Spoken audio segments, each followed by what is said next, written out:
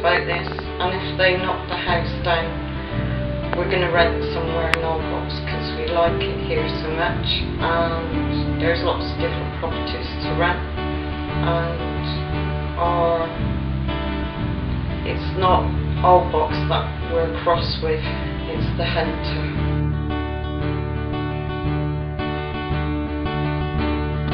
When did you first receive the demolition order? 22nd of December. What, 2009? 2009. Which was a Tuesday. And who brought that to you? The local police. Were you expecting that? Bob wasn't, I was. Because I'd received a phone call about a friend of a friend who'd received one that day. It was obviously devastating. Yes. How did you feel? It's a daft question maybe, but how did you actually feel when you first got it? Did you believe it was there, or? No. Why? I guess that didn't think that it would possibly happen, even though we'd heard rumours of it happening. Mm. Yeah. So you, as far as you were concerned, you had a fully legal house? Yes. Most definitely. And full building licences? Yes. Yeah. Issued from where? Albox Council. In what date? Approximately? 2002. How are you managing to cope with all this? Well, I think we're coping pretty well. I don't think everybody else is. I think the problem is that we drive up and down the road to our house on a regular basis, and we see a lot of other houses that have been built since we've moved here, we're pretty sure, don't have licences, and they don't have a demolition order on their house, and we just feel that there's something wrong with the system if that's the case. We don't understand how, out of how many thousands, hundreds of houses there are in Albox, how they managed to pick out 8 people.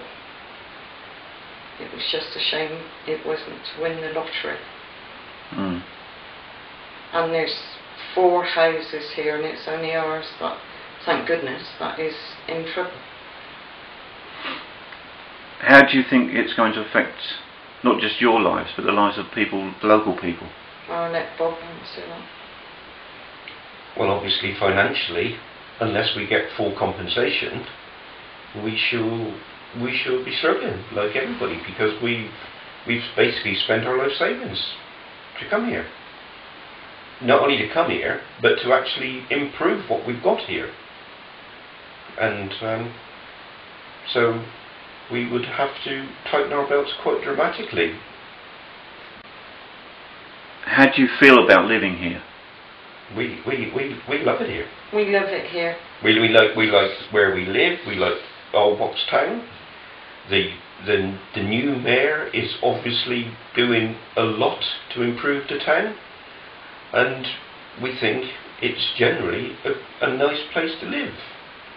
I think both of us will agree that from what we've gathered since this has happened, in particular, the mayor is totally for us, and he is desperately trying to sort it out for everybody's sake, not just ours, but for Albox's sake.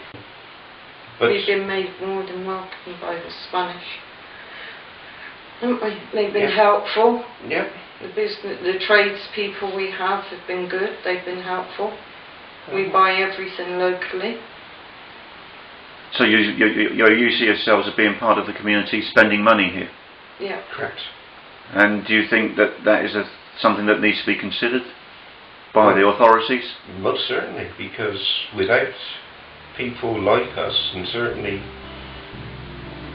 who spend X amount of money, if you take that right the way down, not just Albox, but all down through the coastal system completely, then you're talking millions and millions of euros.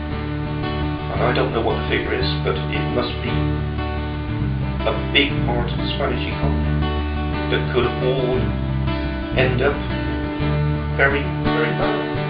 Because I think the chances of any Brits coming over here, I'll say Brits or foreigners investing in property here at the moment with all this going on is virtually zilch. What would you do if it was demolished? Would you stay here, go back to England, go to another part of Spain? Well, Bob and I have talked about this, and if they knock the house down, we're going to rent somewhere in Albox because we like it here so much, and there's lots of different properties to rent, and it's not Albox that we're cross with, it's the Hunter.